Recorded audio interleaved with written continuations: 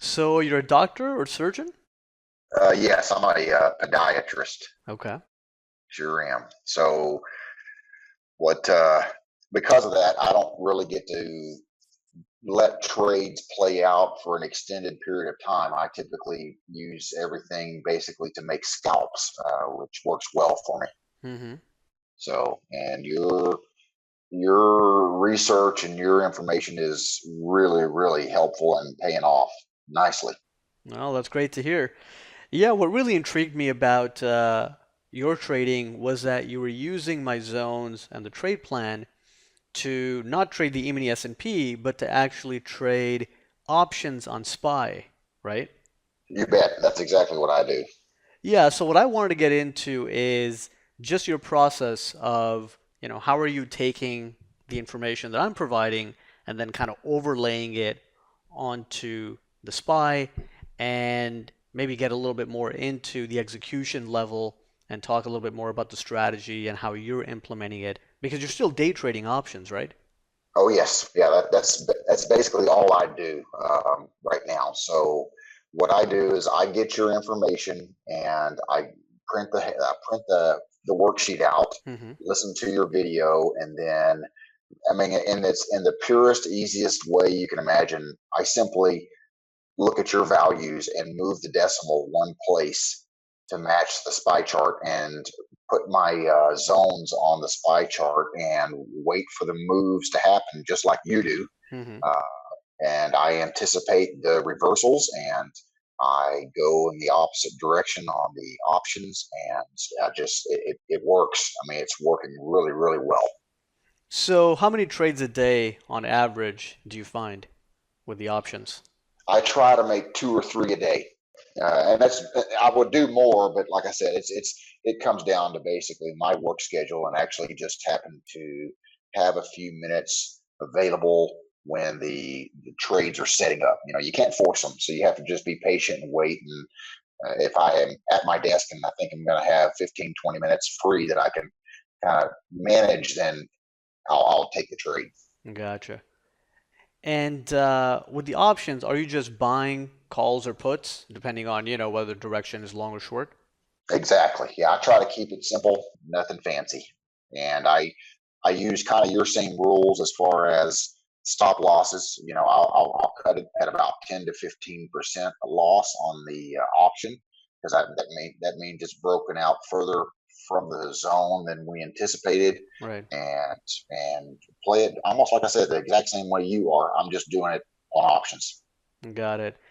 And are you going with like at the money or out of the money options? Like, how do you figure out, which specific strike to go with? Are you going, further out in time, or are you looking for near dated ones?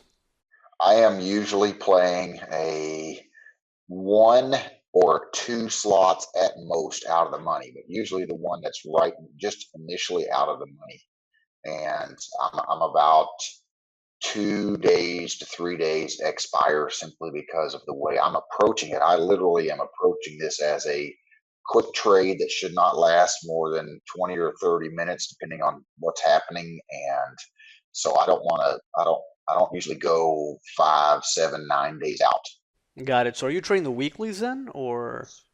No, well, on Spy, they have options every 3 days: Monday, Wednesday, Friday.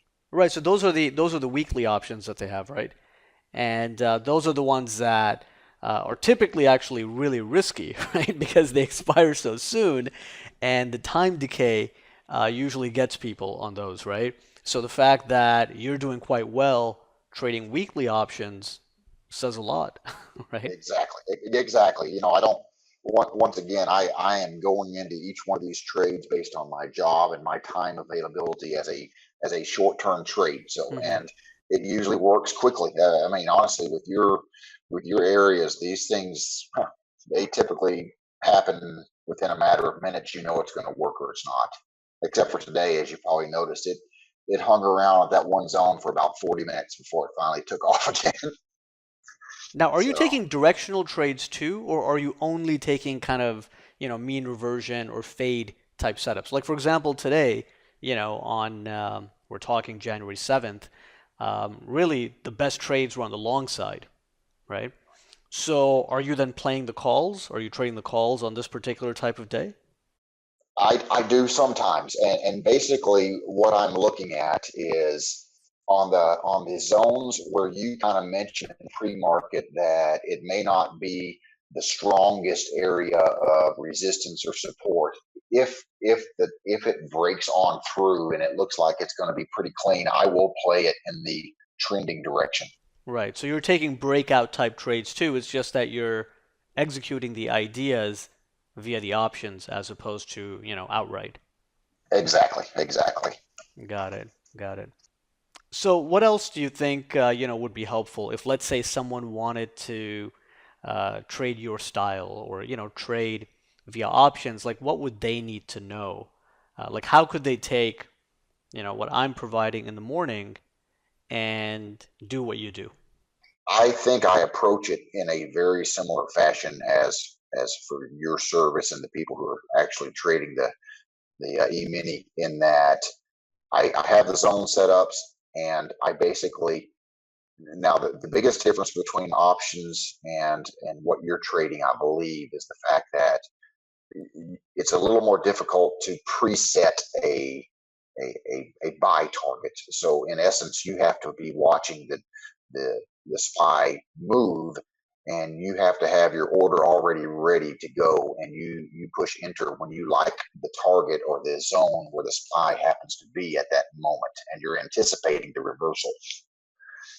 So that's probably, I guess, if there's a big difference, that's it. You don't necessarily preset your target like you guys do. You just watch the price of the option as the spy is entering these zones, and you buy to open when you like it, and you do your calculations and Right. watch it play.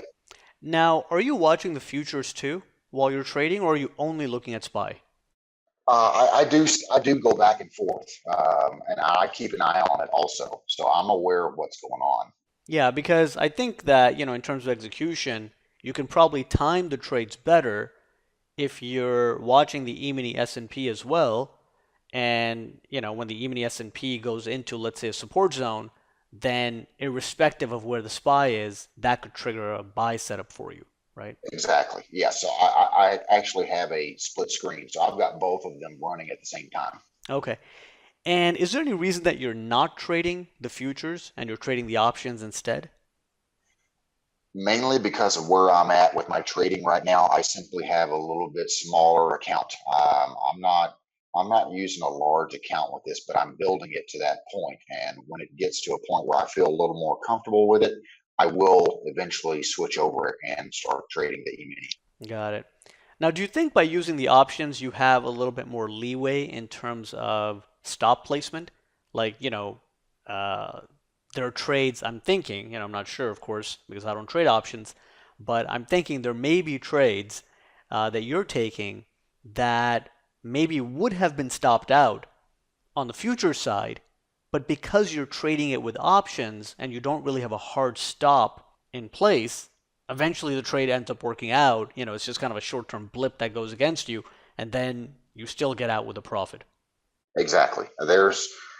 There have been several examples already where the level at which I purchased the option corresponding to the SPY level ends up initially going against you, and you just have to have it set in your mind, where am I going to cut this for a loss? And so in respect to that, you just keep, you have an idea before you go into the trade what you're willing to do, and as long as it just doesn't completely take off against you, and you still like the setup, you're willing to let it go. And yeah, there have been examples where it starts off negative, but it turns around pretty quickly. Right, right. So once you switch over to the E-mini S&P, I guess that'll be a bit of an adjustment because, we're always using hard stops, right? Because there's so much leverage on the future side, and Yeah, you don't want to get away from it. yeah, even if you're trading like, just one contract or two contracts or, relatively small size, it's still, $50 a point, right? Right. So it can add up pretty quickly if, you just kind of let it go, right? So on the future side, I think it's much more important to have a hard stop in place. Now, it can be a wider stop, that's okay, right? But there still needs to be that hard stop in place. Whereas on the option side, I think, you do have a little bit more wiggle room, you have a little bit more leeway to allow that trade to work out. Now, you mentioned that on the losing trades, you're risking, 10 to 15% or maybe a maximum of 20% of the options price. What about the winners? What do they look like? Like what's the reward to risk? That's, I think, something that's going to be very interesting and important. Sure. At this point, I my initial goal is basically a 1-to-1 risk to ratio, simply because I'm taking the scalps. And the once again, this all has to do with my job, and hopefully, if things go well with this, I actually want to eventually become a full-time trader instead of doing what I do. In which case, I will probably start to change that, because long term, what the goal is going to be is to have more positions per trade, or more options per trade, and basically look for 10% and start scaling out. Hmm. So that's one of the things that I'm doing. But right now, it's kind of a 1-to-1 ratio, uh, profit to loss risk. But my win ratio is well above 50%, so it works out well. So what would be kind of a, just rough win rate you think over the last month or so? It's been probably 75 to 80%. Got it. Got it.